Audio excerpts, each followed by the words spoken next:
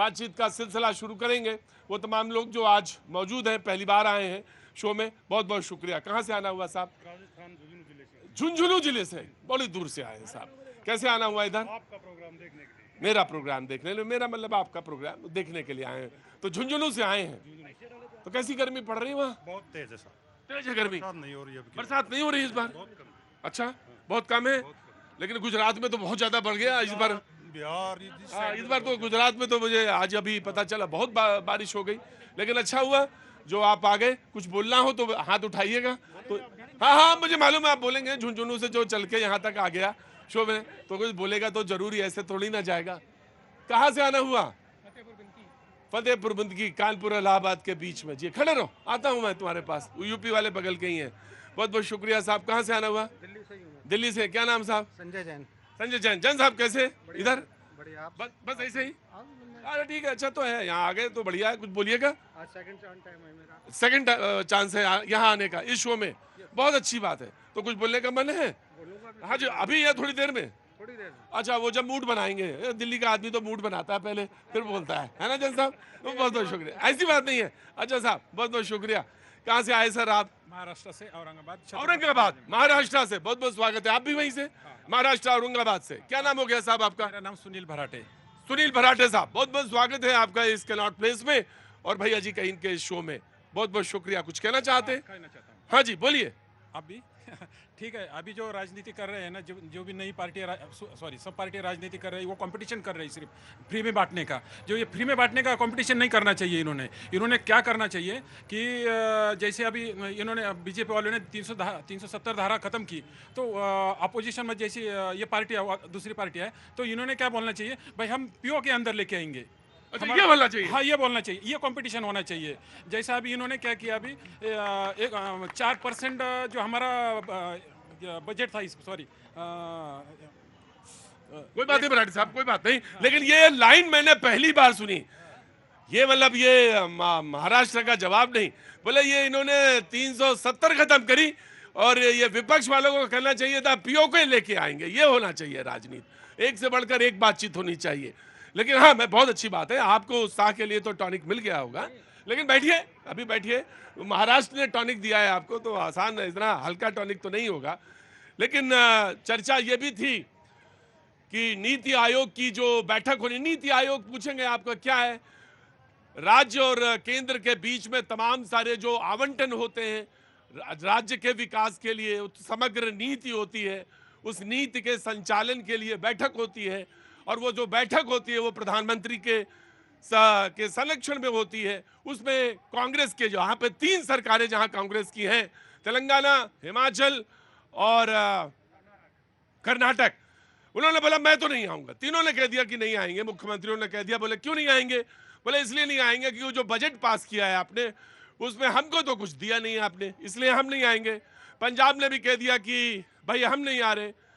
झारखंड ने भी मना कर दिया। ममता जी का पता नहीं है, 50-50 है, आएंगी या नहीं। आ तो गई हैं, बैठक में आएंगी। आएगी। अच्छा, तो ये इनको मालूम है, मैं पत्रकार हूं, हमको नहीं पता है, इनको पता है, क्योंकि यहाँ जो आ रहे हैं पूरी जानकारी के साथ आ रहे हैं। हो सकता आए, आ जाए तो बहुत अच्छी बात है और बढ़िया बात है। एक तो ये हिस्सा है। तो पंडित रविशंकर जी ने कहा कि अच्छा होता कि नीति आयोग की बैठक में आते। बीजेपी के नेता हैं, उनके नेताओं ने संसद का जब उद्घाटन हुआ तब बहिष्कार किया। उनके नेताओं ने, यानी अपोजिशन के नेताओं ने 26 जनवरी की परेड का में हिस्सा नहीं लिया। उनके नेता कई सरकारी आयोजनों में नहीं आते, तो नीति आयोग की इस बैठक में नहीं आए तो कौन सी बड़ी बात हुई। बातचीत का सिलसिला शुरू करते हैं। सबसे पहले आज कांग्रेस को मौका। जी जनाब, क्यों बहिष्कार? देखिए, जब देश का बजट जो है वो देश की जनता के लिए और एक समान राज्यों को, देश की टैक्सेस जो हैं, जब राज्यों से आप टैक्स कलेक्ट करते हैं तो फिर उस टैक्स की वापसी भी जो है उसी तरीके से बजट बनाने में करनी चाहिए थी। ये पूरा जो बजट इस बार पेश हुआ है, ये कहीं ना कहीं राजनीतिकरण किया गया, चाहे वो बिहार में देने की बात करी हो, चाहे वो इन्होंने अपना आंध्रा में देने की बात करी, क्योंकि इन दोनों दलों से इनका गठबंधन है और वो कभी भी इनसे वापस समर्थन ले सकते हैं। इसलिए उन्होंने एक तरफा बजट का ज्यादा पार्ट जो है वो इन 2 राज्यों को दिया है, तो यही बाकी राज्यों का एक विरोध है। अच्छा, आप अगर आपकी सरकार होती तो बिहार को आप ना देते, ये कह रहे हैं आप? नहीं, बिल्कुल देते, लेकिन लेकिन बाकी राज्यों के साथ भी उतना ही न्याय अरे भैया रोटी एक ही है, जिसको मन हो जितना हो बांट ले जाओ। एक ही रोटी है, जिसको जितना हिस्सा हो। कहां से आना हुआ? झुंझुनू। अरे आज तो झुंझुनू वाले बहुत आए हुए हैं, बहुत अच्छी बात है। राजस्थान, झुंझुनू। हाँ जी, मैं आपने हाथ उठाया था, गाड़ी में सोते हुए चले आ रहे थे आप, मैं देख रहा था आपको। जी बोलिए, क्या कह रहे हैं? ये बिल्कुल गलत फैक्ट दे रहे हैं। क्यों? देखिए ये कह रहे हैं कि राज्यों को भाई आपने 56,000 करोड़ दे दिए। देखिए देखिए जो टैक्स का कलेक्शन है उसका शेयरिंग पहले से तय है, तो इसलिए बजट का जो एलोकेशन है वो केंद्र अपने बजट में से करता है। राज्यों को जो जीएसटी कलेक्शन वो पहले से तय है। इनका ये कहना एब्सोल्युटली गलत है। अब केंद्र किसको दे रहा है वो प्लानिंग तय करता है, उसके लिए नीति आयोग बनाया हुआ है। और वहां जो डिस्कशन है कि भाई राज्यों और केंद्रों के बीच में समन्वय, पॉलिसी का डिस्कशन, वहां ये जा नहीं रहे हैं। अब जाएंगे नहीं तो अपना पक्ष रखेंगे नहीं, जो पहुंचेगा वो ले जाएगा। अब रोएंगे बाद में। न जाएंगे न खेल खेलने देंगे। बढ़िया है, नीति अच्छी चल रही है। बहरहाल इन्होंने कहा कि वहां जाएंगे नहीं और बाद में रोना रोएंगे, तो सवाल है कि फिर कैसे होगा काम? जी देखिए, जो यहाँ पे कहा गया, सबसे पहले तो केंद्र और राज्य के बीच में जो संसाधनों का आवंटन होता है वो फाइनेंस कमीशन के हिसाब से संसाधनों का आवंटन होता है। नीति आयोग में जरूर नीतियों का निर्माण होता है, लेकिन जब नीति आयोग में जा जाके भी इतने सालों से लोग जा ही रहे हैं और प्लानिंग जाना नहीं चाहिए अब। नहीं भाई, ये तो एक प्रतिरोध है ना सर। ये देखिए, ये जाना जरूर चाहिए, लेकिन जब जाके आज मैं पहली बार आज आपसे बिल्कुल सहमत नहीं हूँ, बिल्कुल सहमत। बोले जाना ही नहीं चाहिए, इनको जाना चाहिए, लेकिन जब जाके भी परिणाम नहीं आता है तो एक बार ना जाकर भी प्रतिरोध दर्ज करा के देख लीजिए। बोले क्लास में जाता है, वो जाते जाते फेल हो जाता है, तो एक बार ऐसा करो क्लास में ना जाओ, देखो पास हो जाओगे कि नहीं हो जाओगे। बोले रोज तो क्लास में जा ही रहा था, सबक याद ही नहीं होता, तो एक काम ऐसा करो कि क्लास में जाओ ही ना, बस स्कूल ना रहेगा टंटा कोई, खत्म सब। क्या सही बात? गलत बोलना फिर भी आप खोपड़ी ला रहे हैं। आप कहां से आना हुआ? बिहार से सर। बिहार से ही है, मैं समझ गया था, तभी खोपड़ी ला रहे हैं आप। जनाब of course I will give you chance, जरूर आपको चांस मिलना चाहिए। देखिए, मैं कह रहा हूँ यहाँ पे केंद्र राज्य के संबंधों के बीच में ये तनाव की स्थितियां क्यों हैं? ये तनाव की स्थितियां पिछले 10 वर्षों में लंबे समय। अरे भाई सरकारिया कमीशन तो आप ही ने बनाया था ना, तो अभी के जमाने में बना था, उसमें तो बहुत सारी रिकमेंडेशन थी। मैं तो कह रहा हूँ कि भाई नीति आयोग की बैठक हो रही है, मैं तो आपके मन से ये कहूंगा कि गुजरात में प्रधानमंत्री जी ने फरवरी में बड़े धूमधाम से द्वारकाधीश के लिए वहां पे पुल का उद्घाटन किया था सर, सुदर्शन पुल का। उसमें भी बहुत सारे जो है कि वो पुल भी क्षतिग्रस्त हो रहा है। फरवरी से सोचिए कि हम लोग जुलाई तक में ही अगर इंफ्रास्ट्रक्चर की स्थिति ये हो रही तो नीति आयोग को बड़े गंभीरता के साथ देखना पड़ेगा कि देश में इंफ्रास्ट्रक्चर का निर्माण भी हो, दूसरे तमाम राज्य केंद्र सबों के बीच में सबों को सुना जाए, सबका समाधान किया जाए। Right, BJP now.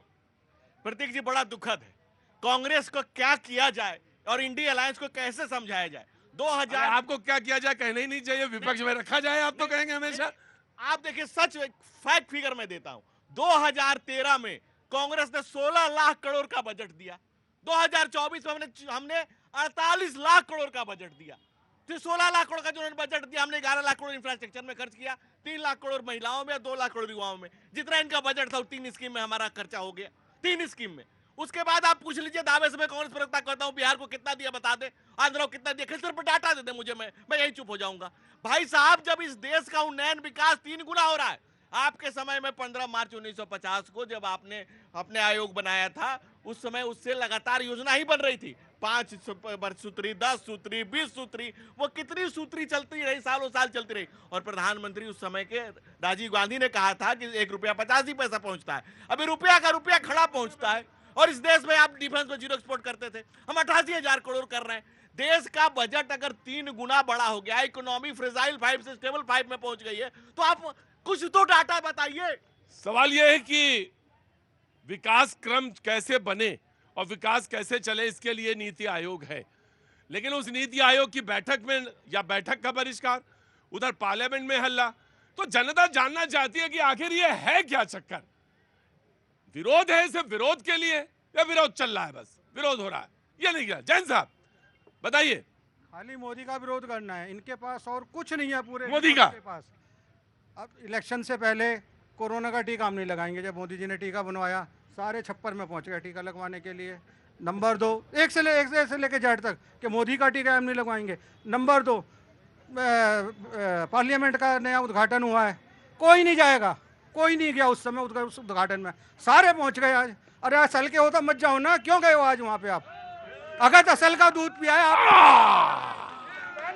अरे ना ना ना जैन सा अरे असल पे आ गया बात। मुझे रुकिए आम आदमी पार्टी आ गई है, तो मुझे लग ही रहा था कि बोलिए क्या कह रहे थे। मैं सिर्फ एक कहना चाह रहा हूँ, एक दिन पहले अगर भगवंत मान के डिसाइड करते हैं कि हम नहीं जाएंगे, इसका मतलब है इनका पॉलिसी थॉट नहीं था, तो आपस में तय हुआ नहीं जाना तो नहीं जाना। इसका मतलब है नीति आयोग में ना जाना राजनीति का मैटर है।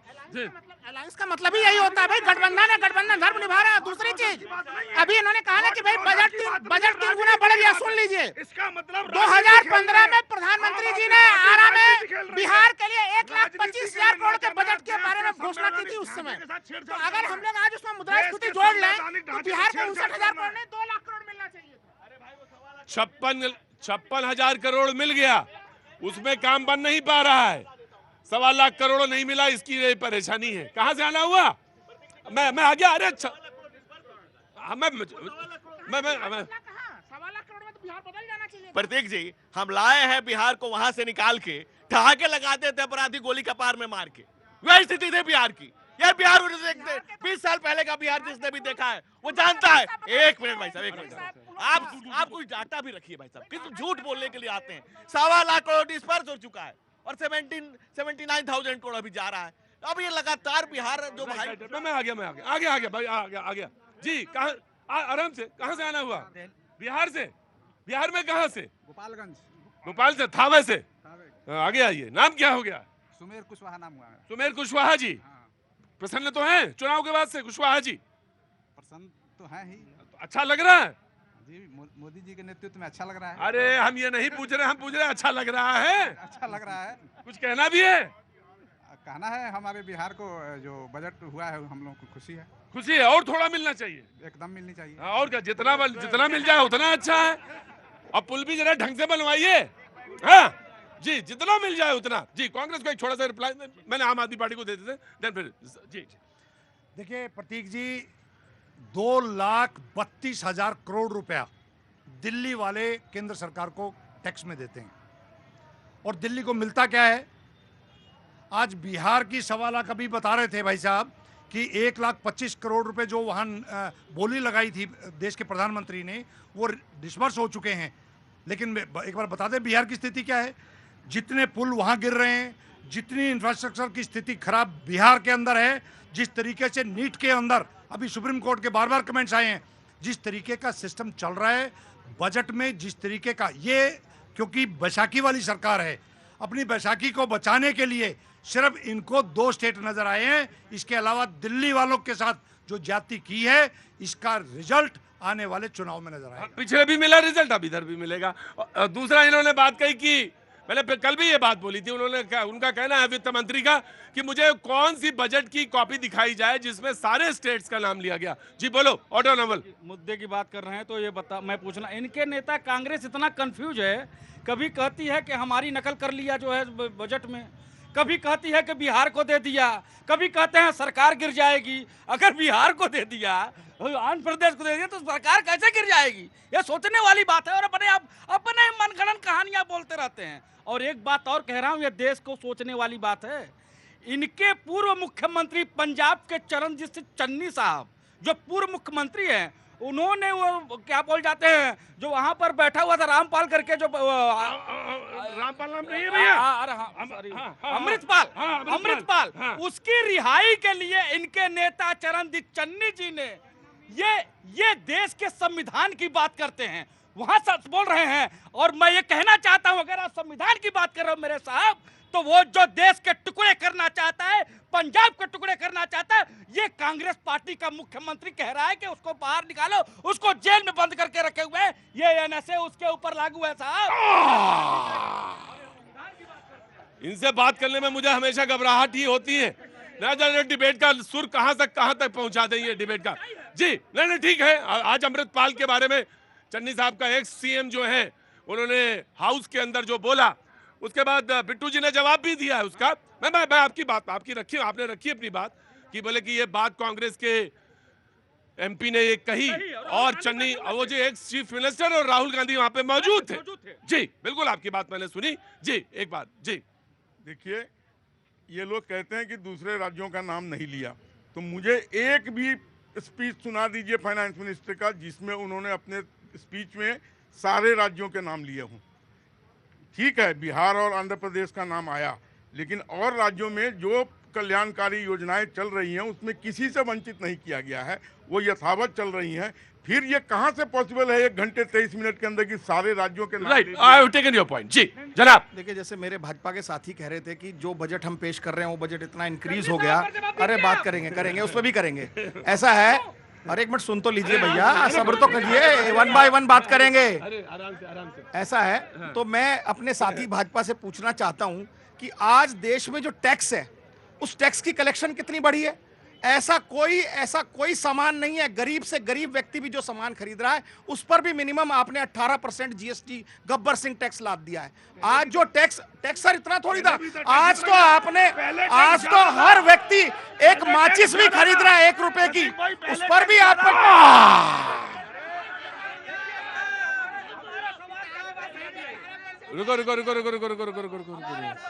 बोले कि ना, तुम समझी नहीं पाए। वो बड़ा महीन खेल गए, वो बहुत महीन खेल गए। वो ऐसे ही खेल गए जैसे संविधान खतरे में है। बोले कि 18% जीएसटी थोप दिया। अरे जीएसटी की अपनी काउंसिल है मेरे भाई, कौन थोप देगा कौन नहीं थोप देगा उसमें आपके भी मुख्यमंत्री बैठते हैं, आपकी सहमति होती है, असहमति होती है। ऐसा ना कहो, जनता है बड़ी भोली है। कहां से आना हुआ आपका? सर प्रयागराज से। रुको, अंकल बोलना चाह रहे हैं। अरे रहो अंकल वहीं पे, अंकल बोलना चाह रहे हैं। वहां पे मोबाइल लेके आए, अंकल बोलना चाह रहे हैं। जी नमस्ते। जी कैसे आना हुआ? सर दिल्ली आए थे। दिल्ली आए, घूमने आए? जी सर। जी तो घूम लिया? जी सर। देखिए यहाँ पे कई तमाम तरह के लोग आते हैं, अंकल भी हैं, भतीजे भी हैं, सब देखिए। तब तक देखिए अंकल जी बोले, भतीजा जी बोले। जी आ रहा हूँ। प्रत्येक जी, कांग्रेस के मुंह से कुछ बातें अच्छी नहीं लगती। हाँ जी। जैसे महंगाई इनके मुंह से अच्छी नहीं लगती। क्यों? 36 रुपए सर दे। अटल बिहारी वाजपेयी ने जब सरकार छोड़ी थी, पेट्रोल डीजल का दाम, डीजल का 36 रुपए था। इन्होंने जो 2014 में हम सरकार में आए, इन्होंने 76 रुपए किया। महंगाई कितनी बढ़ाई? 220%। आज कितना है? 96 रुपए। कितना बढ़ा? 33%, सिर्फ 33%। दूसरी बात, सबसे ज्यादा पेट्रोल डीजल कहां महंगा है? कर्नाटक में महंगा है, हिमाचल महंगा है। किसकी सरकार है? कांग्रेस की। बोलने में मुंह के बंद हो जाए। आप दोनों लोग तय करिए। दूसरी बात, जो आम आदमी पार्टी करे थी, सूप बोले तो बोले, चल नहीं बोले तो 700 करोड़ का बजट प्रॉफिट में था दिल्ली जल बोर्ड, 72,000 करोड़ के कर्जे में है। और ये बोल रहे रोड को छोड़ा दिल्ली पानी हो जाती है कि इनकी आंखों में पानी नहीं आती है। सबसे बड़ी बात यह, दिल्ली का जो टैक्स जाता है उसका कुछ तो हिस्सा होगा दिल्ली वालों का, वो नहीं है। आज आयुष्मान योजना जो चलाते हैं प्रधानमंत्री, उसका बजट है 7200 करोड़ और दिल्ली का हेल्थ बजट क्या है? 9000 करोड़। एक छोटे से स्टेट का 9000 करोड़ और आयुष्मान का 7200 करोड़। कहां इस बजट के अंदर स्टेट वाइज स्टेट जो डिस्पैरिटी है उस पे उंगली उठ रही है और कहीं ना कहीं भारतीय जनता पार्टी अपनी बैसाखी की सरकार बचाने के लिए। राइट। जी मैं इधर आई, यहाँ ये वो दूर तक चले जाते हैं। ये देश संविधान से चल रहा है और समाजवादी की प्रक्रिया है। इसमें जिसके पास ज्यादा धन है उससे लिया जाएगा और जिसके पास कम है वो दिया जाएगा। इनकम टैक्स भी इसी पैटर्न पे, जो अमीर है वो 30% टैक्स देगा, जो गरीब है वो बिल्कुल टैक्स नहीं देगा। अगर दिल्ली के पास पहले से इंफ्रास्ट्रक्चर है, संसाधन है, डेवलपमेंट है, तो अगर वो ज्यादा टैक्स कलेक्ट कर रहा है तो सिर्फ इसलिए नहीं कि दिल्ली में इंडस्ट्री है, क्योंकि दिल्ली कैपिटल है, दिल्ली के अपने एफर्ट नहीं है, हेड ऑफिस दिल्ली में लोग रखते हैं, इसलिए टैक्स कलेक्ट होता है। इसलिए यह कहना कि दिल्ली का कलेक्शन दिल्ली के लोगों की वजह से पूर्णतः सच नहीं है। इसलिए अगर बिहार बंगाल में गरीबी है तो वहां इंफ्रास्ट्रक्चर देना जरूरी है, वहां सड़क पुल बनना जरूरी है। तेलंगाना अगर नया राज्य बन रहा है, आंध्र नया राज्य बन रहा है, वहाँ कैपिटल का डेवलपमेंट होना अगर जरूरी है, वो देश के विकास में है। वो आपने वादा भी किया था जब आपने तेलंगाना बनाया था, तो वो पुराना वादा। जी सर, मैं जहां तक महंगाई की मेरे साथी बात कर रहे हैं, अगर मैं यहाँ इतनी जनता आपका सबसे, मुझे लगता है सबसे फेमस शो है, आप अपनी जनता से पूछ लीजिए 2014 से पहले जब मनमोहन सिंह जी की सरकार थी और 10 साल में नरेंद्र मोदी जी की सरकार है, क्या भाई साहब दाल के दाम उतने ही हैं? दूध के दाम उतने ही है, आटे का दाम उतना ही है, पेट्रोल का दाम उतना ही है, डीजल का दाम उतना ही है, गैस का दाम उतना ही है, खाने पीने के तमाम पदार्थ, बिजली के बिल, पानी के बिल, शिक्षा पे खर्चा, स्वास्थ्य पे खर्चा, सब 4 गुना हो गया है मोदी जी की सरकार में। अगर ना हो तो आप किसी का भी हाथ खड़ा करके देख लीजिए। ये तो वो वाली बात हो गई, बहुत हुई महंगाई की मार, क्योंकि अब है मोदी सरकार। राइट मैं आया जी। नमस्ते, कहाँ से आना हुआ? दिल्ली में कहाँ से? थोड़ापुर 10 घरा से जी। कैसे आना हुआ? घूमने? अरे बड़े अच्छे समय में निकाला आपने अपने को घूमने के लिए। बड़ी उमस भी है और गर्मी भी है, बहुत अच्छा किया आपने घूमने के लिए, बहुत अच्छा समय। कुछ कहना चाह रहे हैं? हाँ जी, हाँ जी बोलिए। पानी नहीं आ रहा दिल्ली में, बताओ ना। हाँ जी, पानी बिल्कुल परेशान है दिल्ली में पानी का परेशान है। अच्छा, महिलाओं के लिए क्या किया? महिलाओं के लिए क्या किया? दिल्ली में पानी से बहुत परेशानी है, महिलाओं के लिए क्या किया? जी, अब एसी बसें बैठ के आई है, एसी बसें बैठ के आई है, एसी बसें बैठ के आई है, ये दिल्ली सरकार ने नहीं किया। बोले एसी बस में बैठ के आई है और पानी की मांग कर रही है। बताओ, एसी में तो बस के बैठ के आई है। जी, राइट, लेकिन पानी तो पीना चाहिए ना। जी, सारी सुविधा जी। राइट, बहुत आराम से। सुनो, मैं कुछ बोल नहीं रहा। नहीं, ये मेरी बीवी है, इसे डर लगता है। सरकार से डर नहीं है, सरकार से डर नहीं है, इससे डर है।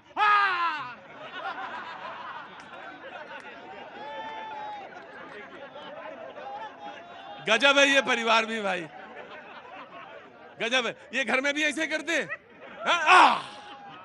तो घर में कैसे संभालती हैं फिर इन्हें आप? अपने आप समझ जाते हैं। आए हाँ जी, ऊपर वाले के वाले। बताए, आपसे बढ़िया महिला तो कोई देखी नहीं। बोले इनको संभालने के लिए ऊपर वाला है। गजब है भाई। जी जनाब, कहाँ से आना हुआ? नागपुर से। नागपुर से आए हैं, महाराष्ट्र से। बहुत बहुत स्वागत है। क्या नाम है साहब आपका? संजय सिन्हा है। जी संजय जी, बहुत बहुत अभिनंदन हमारा कार्यक्रम हमारे बीच में लेने के लिए, जहाँ बहुत बहुत शुक्रिया, मौका मिलता है। जी, पहले तो मैं वित्त मंत्री जी का बहुत बहुत धन्यवाद करना चाहता हूं। उन्होंने एक बहुत अच्छा बजट यहाँ पेश किया। भाई एक मिनट, विपक्ष के सारे लोगों से मैं एक सवाल पूछना चाहता हूं। आप सारा शोर शराबा सड़क पे करते हैं, आप भारत जोड़ो यात्रा निकालते हैं, लेकिन आप संसद भवन के उद्घाटन पे नहीं जाते हैं। आप यहाँ की जो स्थानीय संस्थाएं हैं उसका बहिष्कार करते हैं। आप नीति आयोग में नहीं जाते हैं, जहाँ बदलाव हो सकता है। अगर आप वहीं जाने से बहिष्कार कर देंगे तो आप किस तरह बदलाव करेंगे, ये मैं आप सबसे जानना चाहता हूँ। आप सबसे बहुत अच्छा सवाल है।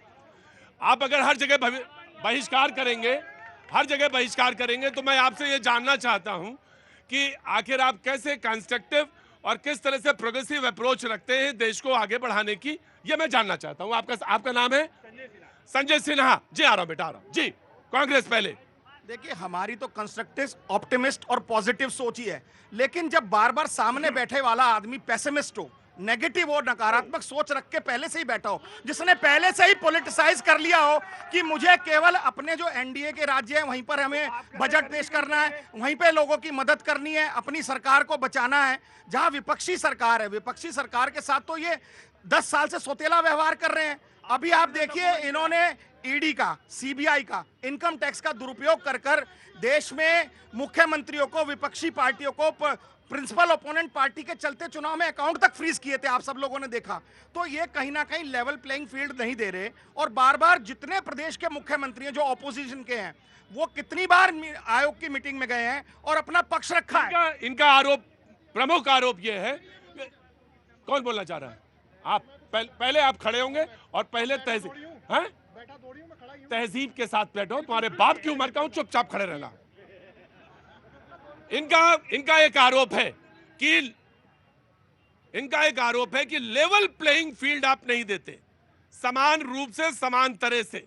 अगर आप लेवल प्लेइंग फील्ड दें तो विपक्ष अपनी आवाज उठा सकता है, विपक्ष अपनी बात कह सकता है, विपक्ष को बाइकआउट करने की जरूरत नहीं पड़ेगी। जी, पहला सवाल का जवाब आप देंगे। देखिए, कांग्रेस के 2 बड़े नेता, आदरणीय राहुल गांधी और परम आदरणीय Sonia Gandhi, national Herald case में। एक मिनट, झंडा ऊपर रखो, अगर नहीं उठा सकते तो नीचे मत लाया करो, ऊपर रखो झंडा। हाँ। कांग्रेस के बड़े नेता आदरणीय राहुल गांधी और परम आदरणीय सोनिया गांधी दोनों ईडी के केस में जमानत पर चल रहे हैं। इस ईडी का केस हमने नहीं किया है, यह कोर्ट में हुआ है। किया किसने है? इस देश के आजादी की लड़ाई में जिन लोगों ने नेशनल हेराल्ड की स्थापना की थी, संस्थापकों ने केस किया कि 5,000 करोड़ का माल 50 लाख में माई बेटा हड़प रहे। ये हाई कोर्ट के, सुप्रीम कोर्ट के आदेश से दोनों पर वारंटी से हुआ। अब दोनों बेल पर चल रहे हैं, तो इसमें हमारा क्या लेना देना। दूसरा बात, इस देश के इनकम टैक्स के रूल में अगर आप समय पर टैक्स नहीं जमा करेंगे आपका अकाउंट फ्रीज होगा। आपने समय पर टैक्स नहीं दिया, आपका अकाउंट फ्रीज हुआ। इससे हमारा क्या लेना देना। दूसरी बात, भाई साहब कह रहे थे महंगाई पर, महंगाई के डाटे आप उठाकर देखिए ना भाई, 220%। हमारे पूरे टाइम में महंगाई इन्फ्लेशन रेट 5% से नीचे रहा है। दलहन और तिलहन को छोड़ दे तो 2 बार 22% इन्फ्लेशन रहा आपके रेट में। दूसरी बात, जो ये दावा कर रहे हैं, चूंकि देखिए इकोनॉमिक सर्वे में सीधे सीधे ये सलाह दी गई कि खाद्य वस्तुओं का जो इन्फ्लेशन है उसको अब इन्फ्लेशन से बाहर ही कर दिया जाए, उसको जोड़ा ही ना जाए। ये विचार चल रही है अगर सरकार के भीतर, तब तो फिर हम लोगों को कभी भी महंगाई नजर नहीं आएगी आंकड़ों के भीतर। अभी इन्होंने डीजल पेट्रोल को लेकर बात की कि कितने पे अटल बिहारी वाजपेयी साहब ने डीजल पेट्रोल का दाम छोड़ा था, 2014 में कितने पे पहुंचा और आज कितने पे पहुंचा। अरे कम से कम आधा सच बताता है, पूरा सच भी बता दिया कीजिए कि $140 प्रति बैरल पे उसमें अंतर्राष्ट्रीय कीमत थी जिस समय मनमोहन सिंह की सरकार चल रही थी। आज आपका $7 प्रति बैरल पे आप ये रेट बना के रखे हुए हैं। आगे का ले लीजिए ना भाई कि आपने लगातार जो ड्यूज रखा था अलग देशों का, उसको हमने चुकता किया है। आपके गड्ढे को भरा है, रिजर्व ऑयल पूरा किया है। आपके समय 1 हफ्ता का गोला बारूद नहीं था, भर कर रख दिया। भी पूरा सच नहीं। ऑयल बॉन्ड कितना लाख था आपका? 7 लाख करोड़ का ऑयल बॉन्ड था और आपने 2022 तक में ही आपने 30 लाख करोड़ रुपया, 30 लाख करोड़ आपने जो है कि 2022 तक में ही जमा कर लिया। 7 लाख करोड़ का मतलब है 7 महीने की पूरे देश की कमाई इन्होंने कर्ज में डाल रखा था, और वो सिर्फ इसलिए कि लोगों को पेट्रोल में कुछ सब्सिडी दे दें। अरे हमें इस देश को इंडिपेंडेंट बनाना है, और बीजेपी गवर्नमेंट का जो मुझे लगता है विजन ये है कि सरकार का काम सरकार चलाना है, व्यापार चलाना नहीं है। गवर्नेंस करेंगे, गवर्नमेंट चलाएंगे। बस यही वजह है कि बीजेपी ने अपना लेवल बराबर किया। और बात है इनकम टैक्स की, कांग्रेस गवर्नेंस करेंगे तो सबसे पहले महंगाई कम करिए और बेरोजगारी कम करिए। यहाँ खड़े आपके दर्शक, प्रतीक जी आपका शो दर्शकों का शो है। मैं आज आपको एक रिक्वेस्ट करना चाहता हूँ। ये भाजपा के जितने प्रवक्ता यहाँ पर आए हैं, एक बार आप हाथ खड़े करके पूछ लीजिए कि 10 साल में महंगाई कितनी है। महिलाओं से पूछ लीजिए किचन उन्हें चलाना कितना दुभर हो रहा है। बेरोजगारों से पूछ लीजिए क्या रोजगार है, बताइए रोजगार है। आप देखिए महंगाई बढ़ी है कि नहीं बढ़ी है। बहुत अच्छी बात है, बहुत बढ़िया बात है। रुको, तुम चुपचाप खड़े रहो, मैं आऊंगा आराम से। बहुत अच्छी बात है ये, मैं रखने को दे रहा हूं। बहुत अच्छी बात है, बड़ी अच्छी बात है। इस देश ने हाथ नहीं खड़ा करवाया। कुछ दिन पहले कहा कि वोट डाल दो, कुछ दिन पहले कहा कि वोट डालो, तो वोट डाला। रिएक्शंस हैं, कुछ इधर के रिएक्शंस हैं, कुछ उधर के रिएक्शन। हाथ उठाने की जरूरत ही नहीं है, इस देश ने अपने हिसाब से तय किया। मैं पहले इधर नवयुवक से, नौजवान कहाँ से आना हुआ? सर मैं धनबाद से हूँ, मेरा नाम आकर्ष जयसिंह हुआ, ठीक है। मैं किसी पार्टी विशेष के बारे में नहीं कहना चाहता। क्या काम करते हो बेटा?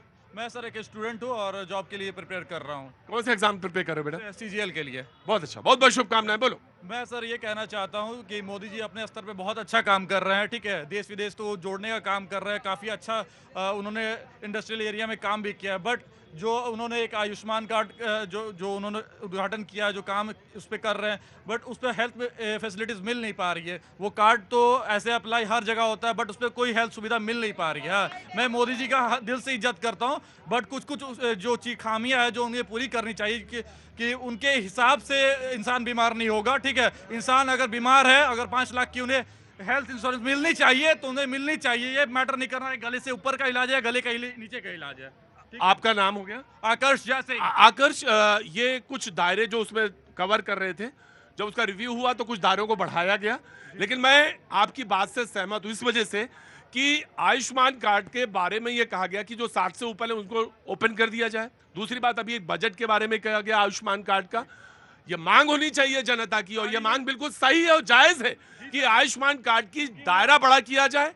आयुष्मान कार्ड को लेकर लोगों को, आप तो सिर्फ इतना ही कह रहे हैं, मैं तो इसके आगे जोड़ता हूं। इस देश में 2 चीजें बहुत इंपॉर्टेंट है, 2 चीजें बहुत इंपॉर्टेंट है। पहली शिक्षा और दूसरा स्वास्थ्य। दोनों चीजें, पहली चीज, मेरी बात सुन लो, पहली चीज स्वास्थ्य और शिक्षा, दोनों का दायरा बड़ा किया जाना चाहिए और जन जन तक पहुंचे स्वास्थ्य। ये नहीं कि सिर्फ एक आदमी तक स्वास्थ्य, जन जन तक स्वास्थ्य पहुंचे, तब बात बनेगा। जी ठीक। कहां से आना हुआ? छत्तीसगढ़िया, सबसे बढ़िया। कहाँ से आना हुआ? छत्तीसगढ़ से। क्या नाम हो गया? विपिन चौधरी। विपिन चौधरी, कैसे आए इधर? मैं घूमने आया था। उन भैया को मेरा जवाब है। कौन भैया? ये जो महंगाई की बात कर रहे हैं, 2013 में मैं पेट्रोल 82 रुपये में डलवाया था, आज कितना है 102 रुपये। कितना फर्क पड़ा? 20 रुपये। साल में खाली 2 रुपये ऊपर बढ़ा है। अब ये कहेंगे ट्रकों पे भार बढ़ गया है। ट्रकों को सरकार ने 5 टन का एक्स्ट्रा लोड दिया है। दूसरा चीज, इस देश की अर्थव्यवस्था भैया सरकारी नौकरी नहीं चलाती है, व्यापारी चलाते हैं। तो बात चलेगा व्यापारियों पे, दायरा बढ़ेगा व्यापारियों का, ठीक है। मोदी गवर्नमेंट ने PABL लाया है, आपको तो फुल फॉर्म भी नहीं मालूम होगा, है तो बोलिए, दीजिए फुल फॉर्म दीजिए PABL का। अरे कोई बात नहीं। PABL का फुल फॉर्म है प्री बिजनेस अप्रूवल लोन।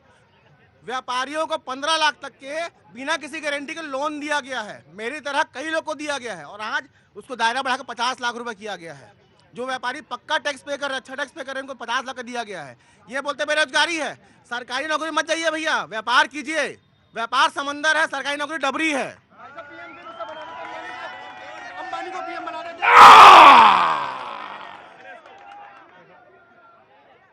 जो घर से रुको रुको रुको रुको रुको रुको रुको रुको रुको रुको। अरे भैया व्यापार व्यापार भैया इधर इधर देखो, इधर मेरी तरफ देखो, मेरी तरफ देखो। जादू यहाँ हो रहा, वहां नहीं जाओ, पीछे ना जाओ। ये गलत बात है, इशाराबाजी नहीं, नहीं गलत बात। It is not tolerable. नहीं मैं पूछूंगा नहीं, मुझे मालूम है। Untolerable, untolerable. चल no no no no, Harnam no. मैंने देख लिया, मैंने देख लिया, मैंने देख लिया। एक चीज बहुत इंपॉर्टेंट है, एक चीज। अरे मैं हूँ यहाँ, मैं हूँ। ये राहुल गांधी से लेकर ना ना ना ना ना, हरनाम कभी नहीं, कभी नहीं हरनाम।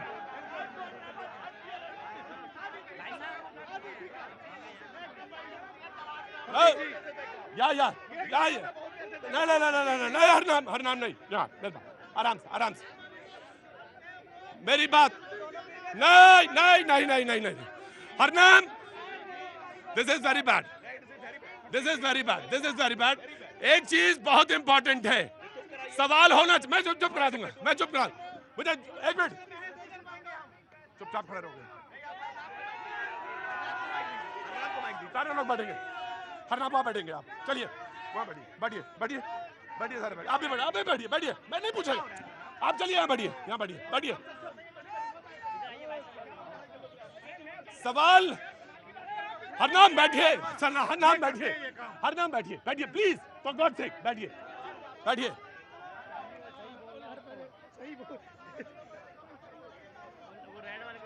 ये इशारेबाजी, इशारा नहीं होना चाहिए।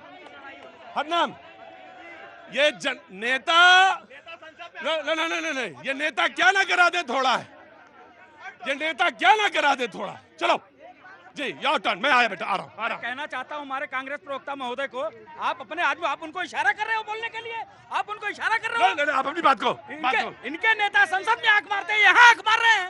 ये राजनीति हो रही है इस देश में। ये लोकतंत्र और संविधान की बात करते हैं, ये संविधान की बात करते हैं। एक आतंकवादी को छुड़ाने के लिए संसद से बोलते हैं, ये संविधान की बात करते हैं। अरे देशवासियों, कांग्रेस से मुक्त हो जाने हरनाम, मेरी बात सुनिए। इस देश में आप जैसे लोगों की बहुत जरूरत है। जब आप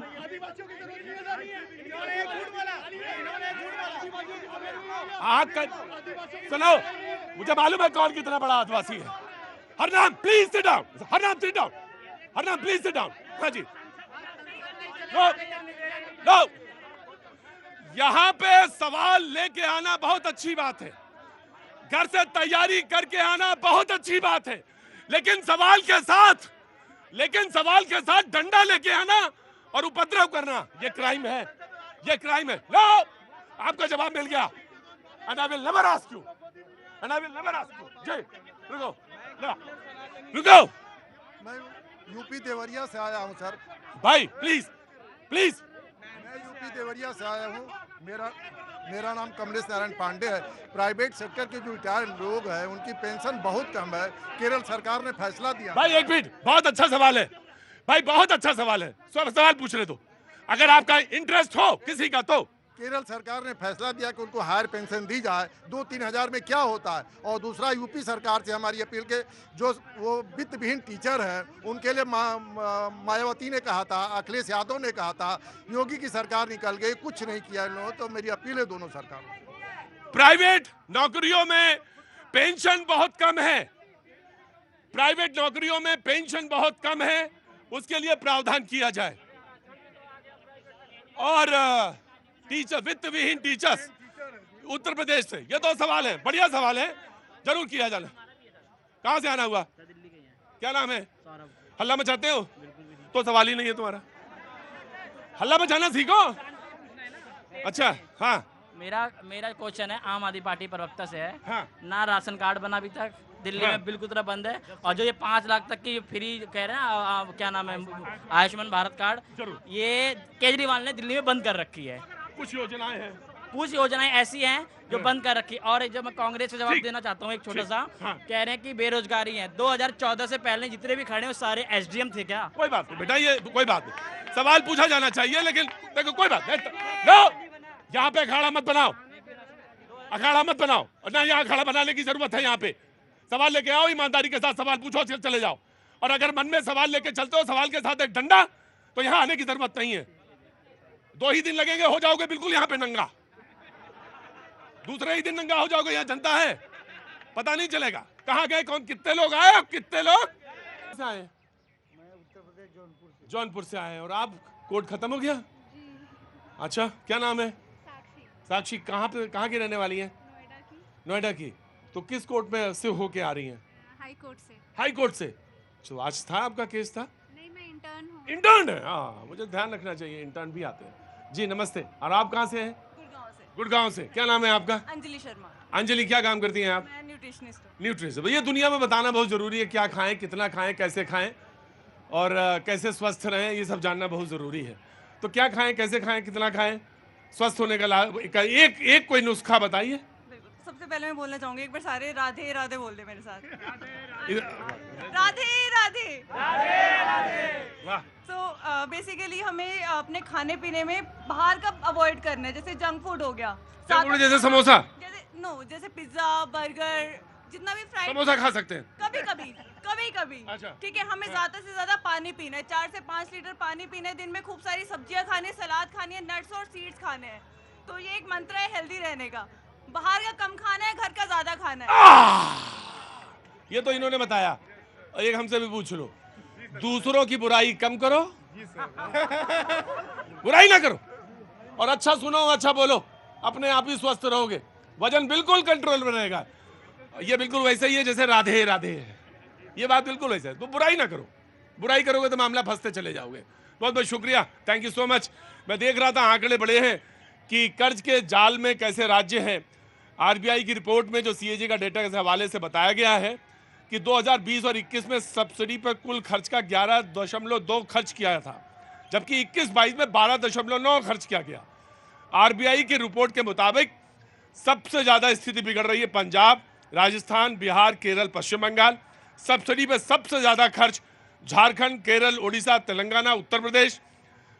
रेवेन्यू एक्सपेंडिचर का 10% से ज्यादा खर्च सब्सिडी पर गुजरात, पंजाब, छत्तीसगढ़। सवाल यह है कि स्थितियां ये हैं, बातचीत करने को, वही जो कह रहे थे कि रेवड़ियां, यहां पे बात कर रहे थे ना कि रेवड़ियां कम बांटी जाए, इस पर बात किया जाए तो जरूर निश्चित तौर से। और एक दूसरी बात यह कहना चाहूंगा, ये शो, इसकी खूबी यही है कि कहीं से कोई कमिट होके नहीं आता। मुख्तलिफ विचारधारा के लोग हैं यहाँ पे, मुख्तलिफ यानी डिफरेंट। मेरी सोच आपकी सोच से बिल्कुल अलग है और होनी भी चाहिए। मुझे आपको अपनी सोच के मुताबिक नहीं करना, लेकिन हमारी और आपकी सोच में एक चीज कॉमन है कि इस देश के मुतालिक कोई समझौता नहीं हो सकता, ना आप करेंगे ना हम करेंगे, दोनों लोग नहीं करेंगे। बस ये कॉमन फैक्टर है। बाकी आपकी कांग्रेस की विचारधारा है, आप कांग्रेस से हैं, बीजेपी से हैं, आम आदमी पार्टी से हैं, सीपीआई से हैं, सीपीएम से, ऑल आर वेलकम, सारे लोग वेलकम है। लेकिन ये मत करिए, इससे गड़बड़ होता है। फिर बाकी चीजें करेंगे तो फिर चीजें शो से तार पाना तो बिगड़ता है। हरनाम जी, कांग्रेस सबसे पहले बोलेगी, कांग्रेस जी। देखिए, जहाँ तक आप इन राज्यों की बात कर रहे हैं, सब्सिडी की बात कर रहे हैं या रेवड़ियों की बात कर रहे हैं, जनता जो सरकार है, सरकार जनहित के लिए चुनी जाती है। सरकार कोई पैसा मेकिंग संस्था नहीं है कि प्रॉफिट कमाएगी।